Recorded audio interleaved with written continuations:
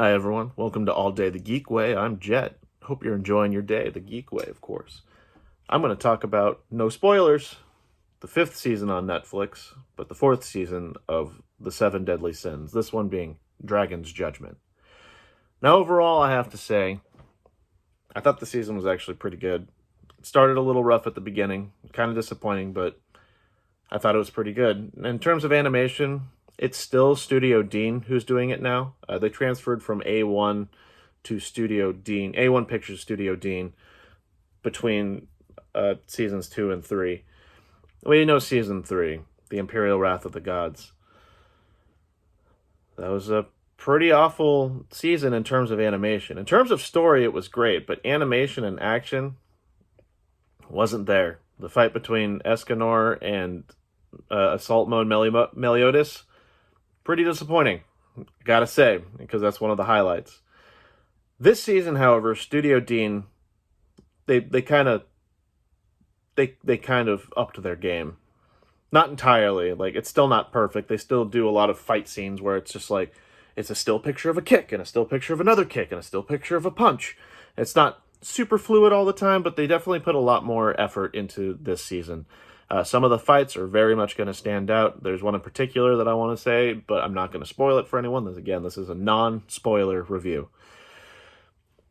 Studio Dean put a lot more effort into this. I will say the beginning of the season, kind of rough. It's a little bit disappointing. However, it does get better. Of all the seasons, I actually have to say this. I don't know if this is like my second or third favorite season. I'm going to put it into 4 seasons. Season 1 is probably my least favorite, even though the animation is awesome. But in terms of like story progression, season 1, no. My favorite season is still probably season 2, the revival of the Ten Commandments, just because there's so much epicness, like Galland wrecking the sins, and then the introduction of Escanor. Those are things that are always going to stand out to me as super awesome. Again, season 3, animation was disappointing, but the story and the music, luckily they haven't changed the music. The music is still, for all the seasons, it's been from Hiroyuki Sawano, Kota Yamamoto, and Takafumi Wada. They still do all the music, so the music's still on par. The voice acting is still on par. And, you know, when the story elements and the character elements, when it reaches those moments where it's just like, oh man, you're supposed to tear up here, they're delivered in a way that make you tear up, but it's not really thanks to the animation, unfortunately. So, at the beginning of this season, you're introduced to 3 things are happening. I don't remember in which order, but first thing that comes to mind is you have Gother, Hawk, King, Derriere, Tamriel, and Sariel are flying to the floating island that Estarossa has flown up to. He's taken 3 of the 10 commandments, and he's captured Elizabeth. You have that thing going on. The second thing you'll have is Escanor, Merlin, Ludociel, the leader of the 4 Archangels, Hendrickson, and Gilthunder are about to fight Zeldris, Chandler, and Cusack. And then the third thing is Bon in Purgatory looking for Sir Meliodas. Of those 3 things at the beginning, I very much was enjoying Bon in Purgatory and finding Meliodas. So it's interesting. That's my favorite part. But what disappoints me with Studio Dean is they didn't keep some of those iconic panels that were used in the manga done by Nakaba Suzuki. I couldn't remember the first name. I remembered Suzuki. Nakaba Suzuki. And the Purgatory scenes in the manga, all the artwork is amazing. There's 2 in particular that stand out. They used one of them. So you'll see at the beginning, like, creatures are fighting each other, and there's a panel of a fox-looking creature. I wonder who that is. A fox-looking creature on the edge of a cliff, like, kind of looking up. And the manga puts in so much more care and puts in so much more detail compared to what Studio Dean did here. And then there's one scene in Purgatory, and fans of the manga will probably know what I'm talking about. I'm not going to spoil it here. But they just straight up didn't use it. And that was really disappointing because it's one of the best pieces of artwork that I have seen from Suzuki. The amount of detail that he puts in. I'll just give you a hint. It has Bon and Meliodas in it. But of those three things, I did really enjoy the interactions in Purgatory. Now, also what makes the beginning very disappointing, not very disappointing, partially disappointing, is it doesn't know how to balance the story scenes. So you'll have two things happening in one episode. It'll focus on one thing, then you'll have the secondary part of it. And then 4 episodes in, there's a third thing that's happening. And for me personally, I was just like, oh, I forgot that was happening. And it plays off from, like, the beginning of episode 4, that scene in particular, plays off from what happened in the first episode. I'm just like, why did you wait this long to go back to this?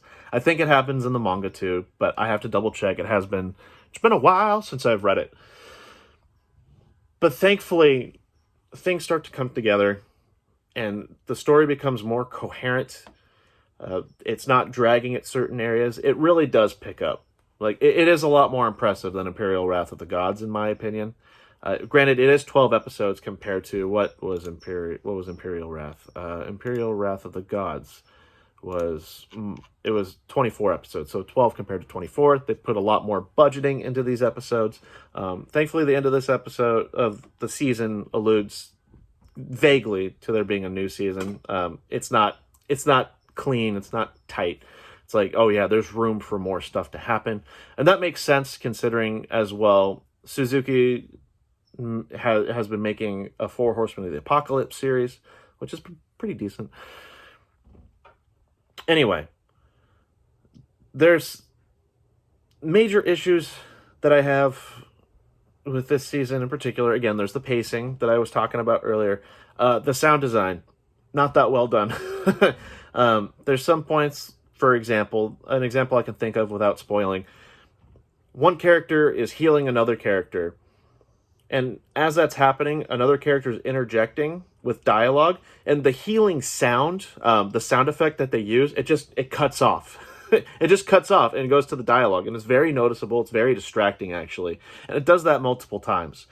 And not to mention, they do recycle a lot of sound effects from other anime series. One that stands out in particular, they use some Dragon Ball Z sound effects that I've heard. I'm sure it came before Dragon Ball Z, but the point is, like, these are sound effects that are well over 30 years being used. So there's that. But what I do like about it is the same praise I gave to Imperial Wrath of the Gods, not on YouTube, but I personally gave the story elements. I thought the story elements are still wonderful. They made sure to stay very true to Suzuki's manga. They flesh out a lot of stories. You get to learn more about Estarossa. You get to see Bon. This is not a spoiler. In Imperial Wrath of the Gods, he was useless. He admitted that he was, of all of the 7 sins, he was useless. Like, the 2 people he wanted to protect the most, Meliodas and Elaine, he was useless. When he goes to Purgatory, he is not useless, my friends. He's amazing. Bon's my favorite character, though, so I'm happy about that. Escanor is Escanor, so there's no room to really be disappointed with Escanor. Even small Scanor and large Scanor, the regular Escanor that we know, the arrogant one, compared to the very humble Escanor. I love Escanor. He's my second favorite character, but he's not Bon, so it doesn't matter. You get to see more of the good part of Meliodas. You get to see more action, and you get to see transformations of characters. So King updates some of his chastiful forms, and King straight up has some silly transformations in both the manga and this season. Like, I'm not gonna spoil it, but it's pretty goofy. But I'll take it, I guess. Everyone gets a good upgrade to themselves.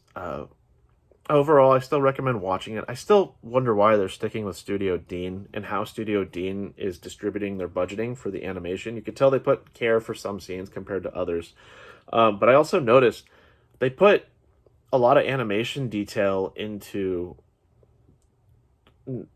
sequences that aren't action packed. It's more of like face sequences and like the face transitions. So like going from like looking down to looking up, and they'll put about 6 frames of detail in that less than 15-second or less than 15 centisecond period. I mean, it's not really that. It's probably less than a second though. And it's about 6 frames, and I'm like, why are you putting 6 frames into this 1 second? Like, it was impressive, honestly, but they could have put more into the animation. I just wonder how much budgeting they're getting. If anyone has any details, I'd love to read it. I'd love to see it. I'd love to be updated on it. It's just kind of funny that it's like top 10 on Netflix, and then suddenly they're just like, cut the budgeting! We don't need it! Anyway, I mean, it alludes that there's going to be a 6th season on Netflix, and that makes me happy. I hope more budgeting goes into it. There's some epic stuff that does happen, and the action sequences are they're much better. They're much better in this season. It's not a perfect season. The animation quality is not there, but the story is still there. The good story elements are there. Again, the beginning of the season, it's kind of slow, a little bit disappointing, but it does pick up later. I watched this all in one going, but I'm a huge fan of the 7 Deadly Sins. I remember being at work and someone was talking about it. I decided to get into it, and I've loved it to this day. I've read all of the manga. I'm all caught up with the 4 Horsemen of the Apocalypse series that he's doing, which is a sequel series. And I just want to see, I want everything to get better. The season's pretty good. I'd probably give it like a 7, maybe an 8 out of 10 by the end of it. But there's a lot more to come, and I'm looking forward to it. I'm going to do a spoiler review very soon. But thank you for tuning in to the non-spoiler review. Again, I'm Jet, and I hope you continue to enjoy your day the geek way.